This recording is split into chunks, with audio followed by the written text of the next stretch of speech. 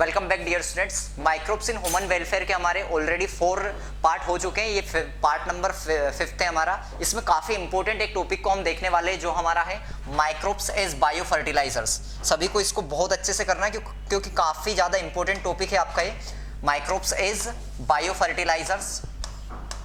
Microbes as bio fertilizers आपको अच्छे से समझना है इसको, और काफ़ी ज़्यादा इंपॉर्टेंट है। आज अगर हम बात करें मॉडर्न डे की फार्मिंग में, अगर हम बात करें या ऑर्गेनिक फार्मिंग की अगर हम बात करते हैं तो काफ़ी ज़्यादा इंपॉर्टेंट है इसके लिए। तो देखिएगा, समझिएगा इसका, क्योंकि आज आप देख रहे हैं कि जैसे जैसे हम आगे आगे जैसे जैसे आप एग्रीकल्चर के फील्ड में अगर आप नॉलेज रखते हैं तो आपको पता होगा कि एग्रीकल्चर में क्योंकि लगातार ज़्यादा से ज़्यादा जो केमिकल फर्टिलाइजर्स यूज़ हो रहे हैं, उनसे दिनों दिन जैसे जैसे केमिकल फर्टिलाइजर्स एक हद तक तो कहीं ना कहीं प्रोडक्टिविटी को बढ़ाने का काम करते हैं, लैंड को फर्टाइल रखने का काम करते हैं, परंतु जब ज़्यादा से ज़्यादा ओवर यूज़ कर दिया जाता है केमिकल फर्टिलाइजर्स का, तो उसकी वजह से जो प्रोडक्शन होता है और फर्टिलिटी होती है सोइल की, वो लगातार डिक्रीज होने लग जाती है। तो जो केमिकल फर्टिलाइजर्स होते हैं वो फर्टिलिटी को डिक्रीज करने का काम करते हैं, साथ में ही हम ये कहें कि जो हमारे प्रोडक्टिविटी है उसको भी डिक्रीज करने का काम करते हैं। तो इसकी वजह से क्या किया गया, कॉन्सेप्ट लाया गया बायो फर्टिलाइजर्स का, यानी कि जो ऑर्गेनिज्म है उसको ही फर्टिलाइजर्स के रूप में यूज करना, इसको हम कहते हैं बायो फर्टिलाइजर्स। तो ऑर्गेनिक फार्मिंग में अगर हम बात करें फर्टिलाइजर्स में, तो बायो फर्टिलाइजर्स का यूज किया जाता है, यहाँ पर केमिकल फर्टिलाइजर्स का यूज नहीं किया जाता है, यानी कि जो ऑर्गेनिज्म है उनको ही फर्टिलाइजर्स के रूप में यूज किया जाता है। तो अच्छे से आपको ध्यान रखना है, ऑर्गेनिक फार्मिंग के अंदर अगर हम फर्टिलाइजर्स की बात करें तो बायो फर्टिलाइजर्स को यूज किया जाता है। कौन कौन से ऐसे बायो फर्टिलाइजर्स हैं, जैसे कि आपको ध्यान रखना है कुछ इंपॉर्टेंट चीजें, जैसे कि राइजोबियम हुआ। यहाँ पर कौन कौन से इंपॉर्टेंट बायो फर्टिलाइजर्स हो सकते हैं, जैसे फंजाई की हम बात करें, फंजाई क्या है, माइक्रो ऑर्गेनिज्म है और काफी इंपॉर्टेंट माइक्रो ऑर्गेनिज्म है। बैक्टीरिया की हम बात करें, फंजाई हुआ, बैक्टीरिया हुआ, या फिर हम ये कह दें कि साइनोबैक्टीरिया हुआ जिसको हम ब्लू ग्रीन एल्गी भी कहते हैं। तो ये 3 इंपॉर्टेंट चीजें हैं जो कि हम ये कहेंगे कहीं ना कहीं नाइट्रोजन फिक्सेशन जो होते हैं उसमें भी हेल्प करते हैं, और साथ में ही इनको बायो फर्टिलाइजर्स की तरह यूज किया जाता है। क्या करते हैं ये, सोइल की प्रोडक्टिविटी को, हम ये कहते हैं फर्टिलिटी को, प्रोडक्टिविटी को, इनको बढ़ाने का काम करते हैं। किस तरीके से, जैसे कि हम बात करें राइजोबियम की, राइजोबियम एक बैक्टीरिया का नाम है। राइजोबियम जो है एक बैक्टीरिया है, ध्यान रखना आपको, काफी इंपॉर्टेंट है राइजोबियम। अगर हम राइजोबियम की बात करें तो राइजोबियम जो है एक ऐसा बैक्टीरिया जो कि सिम्बायोटिकली पाया जाता है। कैसा होता है, सिम्बायोटिक होता है। सिम्बायोटिक का मतलब होता है कि ये जो रूट्स होती है उनके नोड्यूल्स में पाया जाता है, और उनको ना तो नुकसान पहुंचाता है और ना ही हार्म करता है। हम ये कहेंगे कि उनको बिल्कुल भी हार्म नहीं करता है, यानी कि ये क्या करने का काम करता है, उनके साथ मिलकर काम करता है। इसका भी फायदा होता है उसमें और दोनों का फायदा होता है। इस वजह से ऐसे कोई भी ऑर्गेनिज्म जिसमें दोनों ऑर्गेनिज्म का फायदा होता हो, बेनिफिट होता हो, ऐसे को हम क्या कहते हैं, सिम्बायोटिक एसोसिएशन कहते हैं। तो जो हमारा राइजोबियम जो होता है ये सिम्बायोटिक एसोसिएशन करता है रूट नोड्यूल्स के साथ, और इस तरीके से नाइट्रोजन फिक्सेशन में हेल्पफुल होता है, और इस प्रकार से हम ये कहेंगे कि नाइट्रोजन फिक्सेशन करवाता है, और इस प्रकार से as a bio fertilizers use होता है, यानी कि सोइल की फर्टिलिटी को बढ़ाने का काम करता है। और अगर हम एग्जांपल देखें तो जैसे एजेटोबैक्टर होता है, एस्पाइरेलम होता है, और इंपॉर्टेंट बैक्टीरिया का नाम याद रखना है, जैसे एजेटोबैक्टर हुआ, एजोटोबैक्टर, और आपकी अगर हम देखें तो एजोस्पाइरिलम हुआ। ये काफी ज्यादा इंपॉर्टेंट है दोनों, एजोस्पाइरिलम। तो एजोटोबैक्टर हुआ, एजोस्पाइरिलम हुआ, दोनों जो बैक्टीरिया होते हैं ये भी काफी ज्यादा इंपॉर्टेंट बैक्टीरिया हम मानते हैं। ये भी क्या होते हैं, ये फ्री लिविंग ही होते हैं। ये भी ध्यान रखना किस तरीके के होते हैं, ये फ्री लिविंग होते हैं, फ्री लिविंग, और ये भी क्या करते हैं, इस तरीके से हम ये कहेंगे कि इसके अंदर पार्टिसिपेट करते हैं, इस तरीके से लगातार लिविंग ऑर्गेनिज्म की तरह फर्टिलिटी को बढ़ाने का काम करते हैं प्लांट्स की, और इस तरीके से हम ये कहेंगे कि बायो फर्टिलाइजर्स की तरह यूज किए जाते हैं। अभी अगर हम इसके और इंपॉर्टेंट चीजें देखें, जैसे कि एक माइकोराइजा आपने सुना होगा नाम, माइकोराइजा क्या होता है,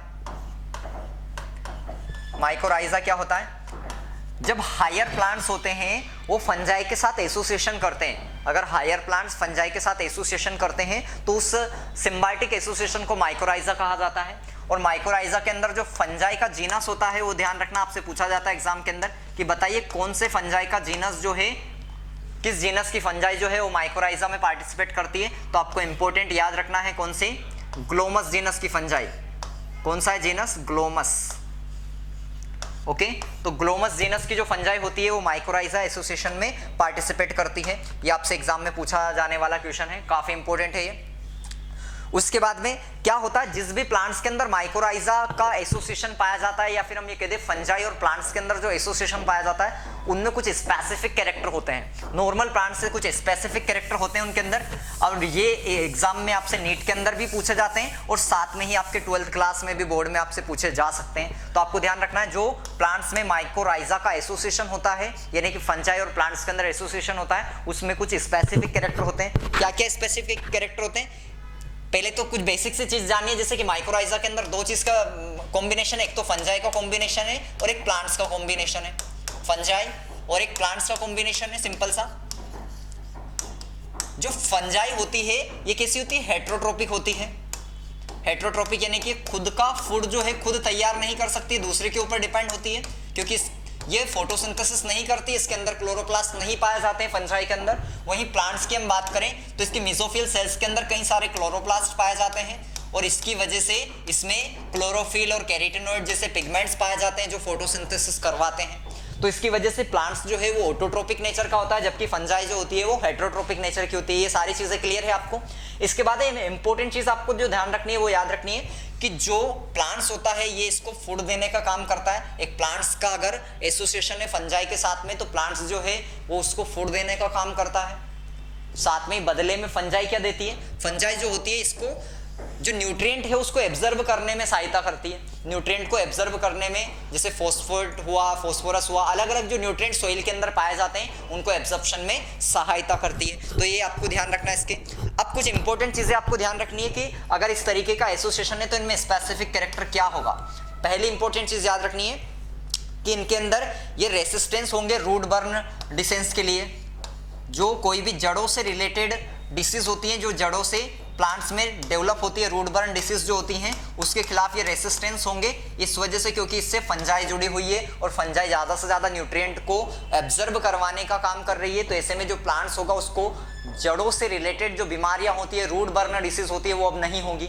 दूसरी इंपॉर्टेंट चीज़, ऐसा जो प्लांट होगा, अगर ऐसे मान लीजिए कि ज़्यादा सेलिनिटी आ जाए, ज़्यादा सेलिनिटी है, अगर सेलिनिटी का मतलब है कि जो सोल्ट है उसका कॉन्सेंट्रेशन अगर ज़्यादा है, मान लो सोइल के अंदर सोल्ट्स का कॉन्सेंट्रेशन अगर ज़्यादा है, तो ऐसे में ये जो प्लांट्स है ऐसी कंडीशंस में भी क्या कर सकता है, अपने आप को ऐसी कंडीशन से रेसिस्ट कर सकता है और ऐसी कंडीशन में भी अच्छे से सर्वाइव कर सकता है। तो अगर सेलिनिटी की कंडीशन ज़्यादा है, या फिर हम ये कह दें कि अगर इसके अंदर हम ये कह दें ड्रोट की कंडीशन है, जिससे अगर सूखा हो जाए, मान लो सूखा हो जाए ज़्यादा समय के लिए, अगर हम ये कह दें कि थोड़े समय के लिए अगर प्लांट्स को पानी ना मिले ऐसी कंडीशन में, तो ऐसी कंडीशन में भी जो माइकोराइजा वाले एसोसिएशन के जो प्लांट्स है वो ऐसी कंडीशन में भी रह सकते हैं। तो आपको ध्यान रखना, अगर ड्रोट की कंडीशन है, थोड़ा सूखा है, पानी पर्याप्त मात्रा में अगर प्लांट्स को नहीं मिल पा रहा है, तो ऐसी कंडीशन में भी जैसे जिन प्लांट्स के अंदर माइकोराइजा का एसोसिएशन है वो प्लांट सर्वाइव कर सकते हैं, क्योंकि वो ऐसी कंडीशन में टॉलरेट कर सकते हैं। ओके, तो ये कुछ इंपॉर्टेंट कैरेक्टरिस्टिक्स होते हैं माइकोराइजा वाले प्लांट्स में,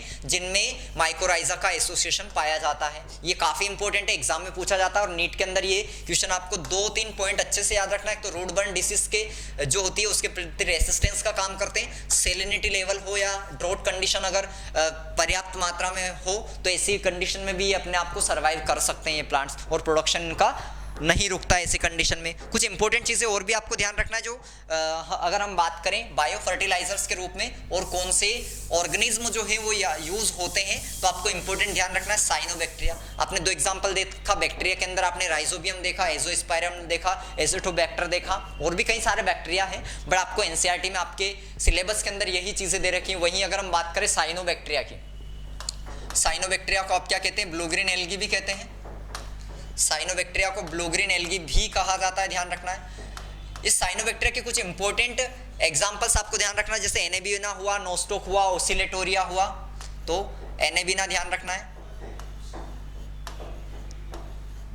एनेबिना याद रखना है, नोस्टोक याद रखना है, एनेबिना, नोस्टोक। ओसिलोटेरिया हुआ,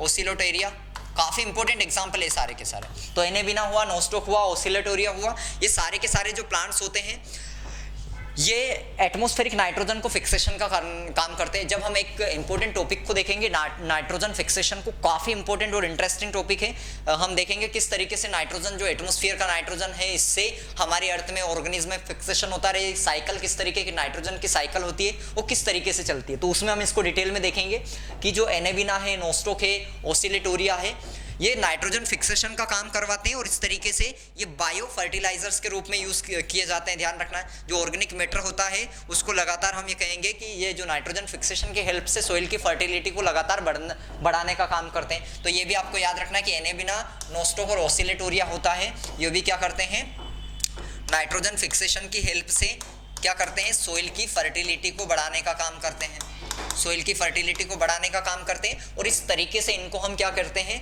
इनको बायो फर्टिलाइजर्स के रूप में यूज किया जाता है। तो इस तरीके से जैसे जैसे इन नई नई टेक्नोलॉजी के बेसिस पर ये एडवांस टेक्नोलॉजी है, हालांकि जो एडवांस टेक्नोलॉजी है आज कई सारी ऐसी टेक्नोलॉजीज चल रही है जिनको हम बायोटेक्नोलॉजी और जेनेटिक इंजीनियरिंग की हेल्प से ज़्यादा से ज़्यादा ये चीज़ें की जा रही है कि जो केमिकल्स है फर्टिलाइज, जिनको हम जहर कहते हैं, जो केमिकल्स जो हमारे फूड के अंदर हम खेतों में एग्रीकल्चर में यूज़ करते हैं उनको नाश के बराबर यूज़ किया जाए और ज़्यादा से ज़्यादा बायो फर्टिलाइजर्स को यूज़ किया जाए, जिससे कि हम ये कहें कि फर्टिलाइजेशन हमारा फर्टिलाइज तो हो ही से, फर्टिलिटी तो बढ़े ही सही सोइल की, साथ में प्रोडक्टिविटी भी बढ़े ज़्यादा से ज़्यादा और हमारी फर्टिलिटी को कोई भी नुकसान ना हो। क्योंकि केमिकल फर्टिलाइजर से बेशक प्रोडक्टिविटी बढ़ती है परंतु उससे लगातार ज़्यादा से ज़्यादा यूज़ करने पर फर्टिलिटी जो होती है वो सोइल की घटती जाती है और एक समय ऐसा आता है जब लगातार प्रोडक्शन जो है वो भी डिक्रीज हो जाता है। तो इन चीज़ों से हमें परमानेंट अगर इलाज चाहिए तो इसके लिए बायो फर्टिलाइजर्स का यूज़ किया जाता है